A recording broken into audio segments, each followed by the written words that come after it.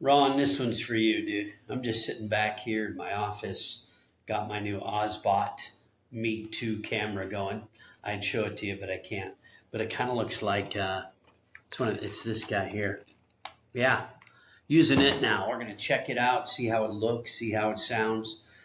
So, talking about these Medicare exposures. So, basically, I'll say, yeah, there are some things we're noticing with Medicare, some new this year, some that have been around really forever since Medicare started, but we're just running into it more and more.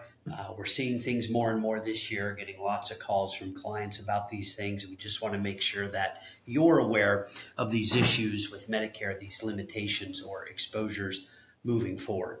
So the first thing I want to start with is home health.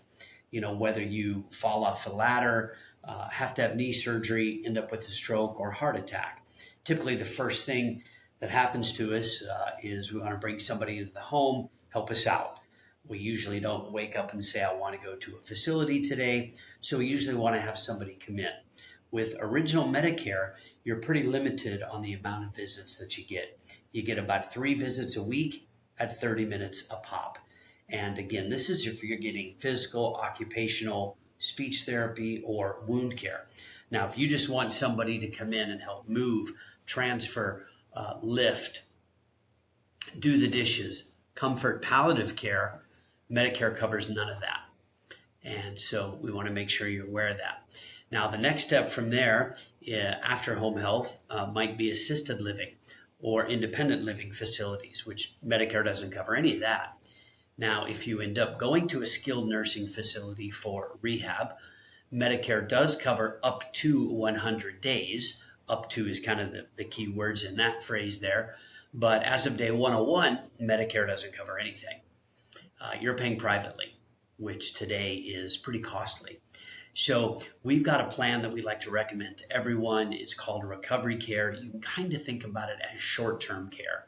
You know, long-term care is typically for facilities. And if you have a long-term care policy, Mr. Customer, let me know. We can chat about that. Okay, you don't have one. So what this is going to do, you can have different time frames. You can go as little as 3 months up to a year or more. We kind of recommend 6 months. 6 months of skilled nursing, 6 months of home health. Both, this is an and, not an or. So 6 months home health, 6 months skilled nursing. And with home health, we're talking about 4 to 5 hours a day at the going rate of a CNA.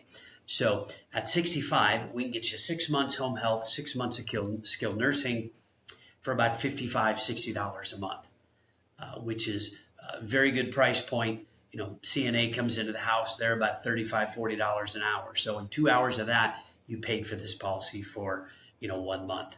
So we're recommending this to everybody. I think when we started the agency 10 years ago, everybody was 65. Dare I say, everybody was pretty healthy, but we just didn't run into this a whole lot.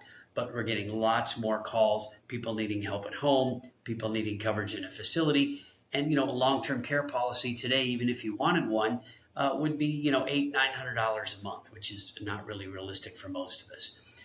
So the reason why we like 6 months, based on my experience, based on Ryan's experience as a biller in a nursing home, after 6 months, you're either getting better, you have improved, you have returned to your prior level of function, or not. But it gives you time to kind of judge, help figure that out for, again, a very, very affordable price point. So that's one thing we want to make you aware of.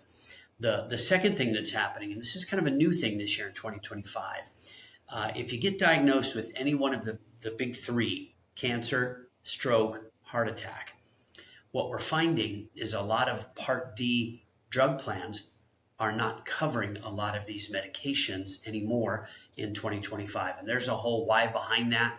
We can talk about that if we want to, but the point is they're not really covering them.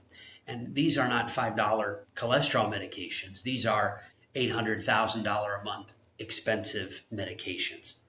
So what we're suggesting here is this. There is a cancer policy, which is its own thing, and then there's a stroke heart attack policy. So these are 2 separate policies. What these do is they pay out a lump sum amount if you get a diagnosis immediately. So let's look at cancer for a minute. Now, obviously, the more money you want, the more expensive it is. But we're recommending maybe $20,000 of coverage. So you get a cancer diagnosis, carrier is going to cut you a check for $20,000. You can use that for whatever you want. Use it for medications that aren't covered. Use it for hotel reimbursement, flying cousin Sally in to stay with you. Use it for any maybe experimental treatment paths that Medicare does not cover. The bottom line with a cancer diagnosis, there's going to be expenses that you're not aware of.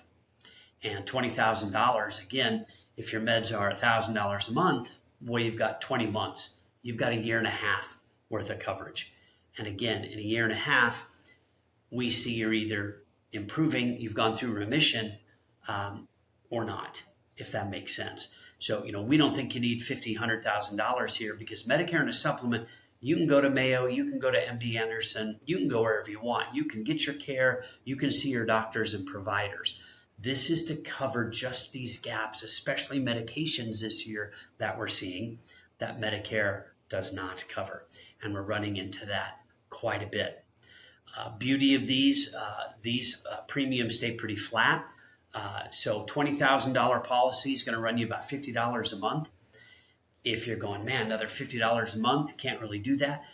Get a $10,000 cancer policy, $25 a month. Okay. These stay pretty flat, don't really go up again in life every year, like maybe your Part B premium or your supplement plan is going to do. So this is just something we're recommending to everybody. We're seeing it more and more. You can, if your Part D drug plan is not covering it, we can look at GoodRx, Amazon's pharmacy, Canadian pharmacy, Mark Cuban's pharmacy. Problem is these are still $700, $800 a month. And with some of this tariff nonsense going on, it can take a lot longer to get some of these medications. So similarly, stroke, heart attack would be its own policy, same kind of thing. You get a dollar amount, check gets cut to you, use it for whatever you want. Again, $20,000 is going to run you around $50 a month. $10,000 is going to run you about $25 a month. So, you could get a recovery care plan, cancer, heart attack plan. You could have all three of these for $100 a month. And it just kind of makes sense. Again, we're running into this more and more. We're seeing it a lot. So that's kind of what I say to them. That's kind of my explanation. I'm trying to think of objections. Again, if they ask, how do you pay for it? It's all auto draft. You get to pick the day of the month it comes out. The carrier we like right now is Aetna. We really like their plans and their customer service, so that's who we're recommending here. Again, premiums stay pretty flat. Is there an option for a reoccurrence benefit? Well, what if I get cancer and it comes back again? Absolutely. For another couple, $2-3, we can put a reoccurrence benefit on there.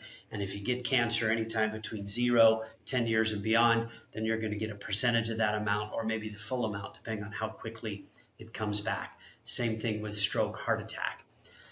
The other nice selling feature that I didn't mention is these policies do come with a beneficiary designation, meaning we can put somebody on there. Let's say, Mr. Customer, you have a heart attack. Well, here's your check for 10 grand. And you live and you can use it for whatever you want. But let's say you have that heart attack and unfortunately you pass or you expire. Well, whoever you designate as your beneficiary is still going to get that $10,000. So that's a really nice feature of the policy. So I'll say that a lot. I'm trying to think of what other objections that you might hear. If somebody says, well, I've got a long-term care plan, I usually say, great. That's definitely for facilities, assisted independent nursing facilities. Does it have a home health rider? Might want to double check that policy, see if it's got home health coverage. Let us know. If not, we can just carve out something just for home health if we need to for you. I'm sure there's more that's going to come to me, Ron. That's pretty much it. We'll see what this camera and everything looks like. So, okay, man, peace, 2 fingers. I'm out.